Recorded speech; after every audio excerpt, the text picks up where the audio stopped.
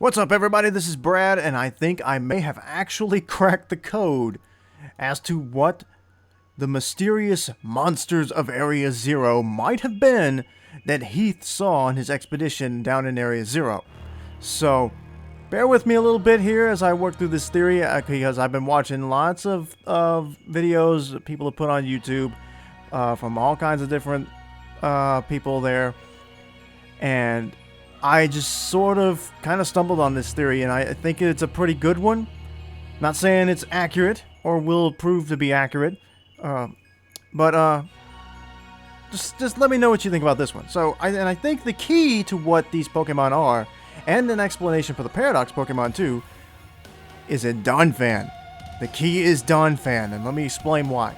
So first off, let's look at this creature. Okay, what do we know about Donphan? Well, it's an elephant-like Pokemon. It has giant tusks, correct? Yes. And the female variant has smaller tusks, but generally this is about as big as the tusks on a Donphan will get. But why don't we look at the actual Great Tusk? Notice that this thing isn't really all that different from Donphan, and yet it's classified as a completely separate species. Now, of course, that's fine if you want to sit back and say, hey, maybe this is just a prehistoric Donphan. That's all it is to it. It's not quite Donphan, but it's its ancient ancestor. Well, here's where things get interesting. Here's the picture of all of the images related to the Paradox Pokemon that resemble Donphan put together that you can find. So, of course, on the top we have the sketch from Heath's expedition, a photograph from Heath's expedition, and then a shot in-game of the Titan Pokemon that you can find in the desert. Now, what do you notice about all of these? Notice that the Great Tusk sketch, the Great Tusk photograph, and then the creature known as Great Tusk itself are all different. There's some very big differences here. Yes, they're very similar, but they are not the same. And the same can be said for the violet version of Iron Treads. The sketch, photograph, and the actual creature itself that you encounter just don't add up. It's a little bit more obvious, I think, with Iron Treads. As you look at the sketch, it has pretty much regular feet, whereas the feet on the Iron Treads, it just doesn't. And we can take a look at that in the Pokédex as well. The sketch depicts Iron Treads as having flatter feet, more like you would expect from a Donphan, but this thing, no. I'm not even sure what you would call those.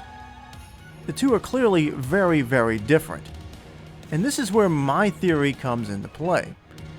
So clearly something is very off about what these creatures were that Heath and his team saw, because what we encounter just does not appear to be the same. These creatures appear to be two different kinds of creatures. And so this is where my theory comes in, that what Heath saw down there in Area Zero, way before this time machine from the professors ever existed, were actually mega-evolved Donphan. And I think that's a decent theory, because Mega Evolution and the Paradox Pokemon are already tied together. By now everyone's quite aware that Roaring Moon is very similar in appearance to Mega Salamence, so I think that this makes perfect sense. If the monsters of Area Zero that Heath and his team actually saw were Mega Evolutions instead of these supposed ancient or future Pokemon, then that would explain why they don't look exactly the same, but they do resemble each other. And it would play into the theory that whatever this disc Pokemon is that's hiding down there, having the ability to bring your imagination to life, that is what would spawn these Paradox Pokemon. Another thing that makes this idea a little more valid is that you can find wild Donphan in Area Zero. They're fairly common, I think. So, of course, if if there exists in Area Zero a means to Mega Evolve, and there's a Donphan down there, then it would make a lot of sense that, yeah, the creature that was seen down there was probably a Mega Donphan. And you might be thinking, but wait, how did they see, why are there two of them? Why, if this is a Mega Evolution, why does one look different from the other? And that's because there have been split Mega Evolutions in the past. When Mega Evolutions were first introduced, Charizard got two of them, Mega Charizard X and Mega Charizard Y. And everybody's favorite science experiment got two Mega Evolutions as well, Mega Mewtwo Y and Mega Mewtwo X. I think what we're seeing in this game is going to be a little bit inspired by the evidence of the existence of the Loch Ness Monster. There's photographs of it, we can see it, but no one's ever seen it and documented it for scientific purposes. Just like Bigfoot and other mythical creatures out there that people have claimed to have seen, maybe even photographed, but we've never been able to observe them and study them in the wild. And I think that that's kind of where they're going with this.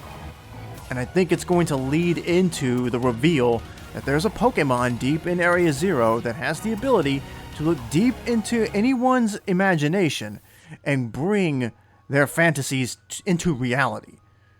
So, not only is there Donphan down in Area Zero, but there are probably Mega Donphan down there, one for Scarlet and one for Violet, which I would imagine will change their type. This is why their tusks look a little different, but it also would explain why the Paradox Pokémon, as you see them in the game, do not quite accurately resemble the pictures of the supposed Great Tusk and Iron Treads that you see from the photograph in the Scarlet and Violet books.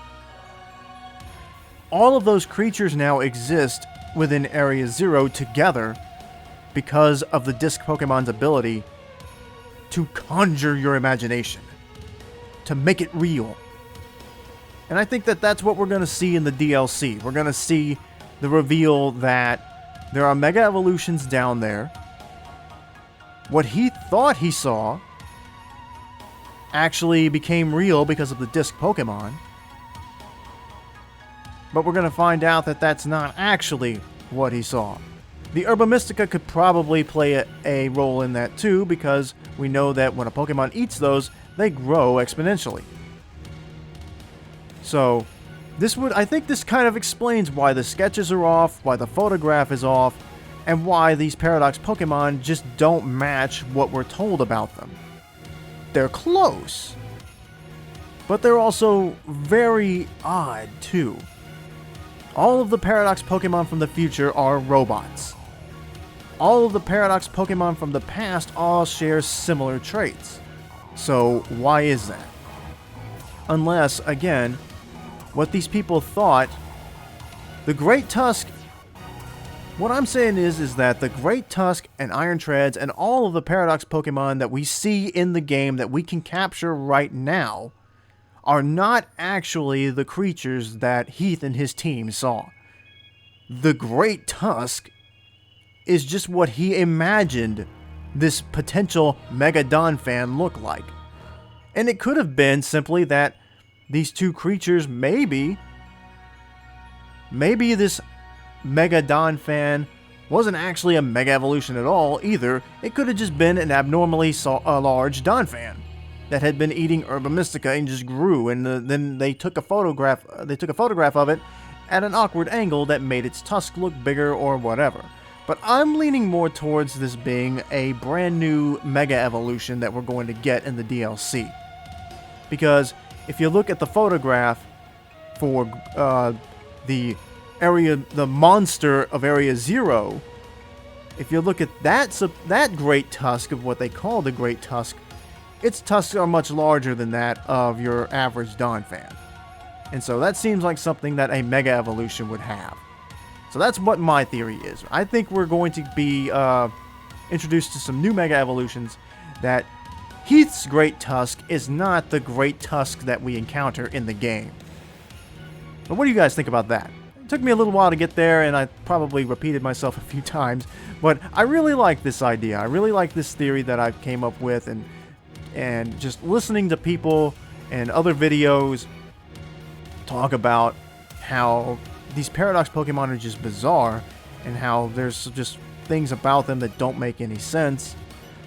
And this is my explanation for it. That there are certain creatures down there that they didn't get a very good look at, but it helped them to imagine what other creatures down there would look like, and that's why they all are kind of similar to each other. There are some differences between them, but if they thought this violet version of Mega Donphan looked like a robot, then why wouldn't they think that other future Pokemon would all be robots as well? The same thing with Great Tusk. If Great Tusk they thought was very primal looking and had a tail, then why do all of the ancient Pokemon from the past have very similar features that the Great Tusk that we're introduced to has? So it's just something to think about. Anyway, let me know what you guys think. Like and subscribe and all that stuff. Go check out my other videos if you would. And I'll keep working on this theory because I really like this one. And I hadn't heard anybody else bring up the possibility that maybe this Great Tusk down there is actually a mega evolution for Donphan. So let me know what you guys think. I'm out of here.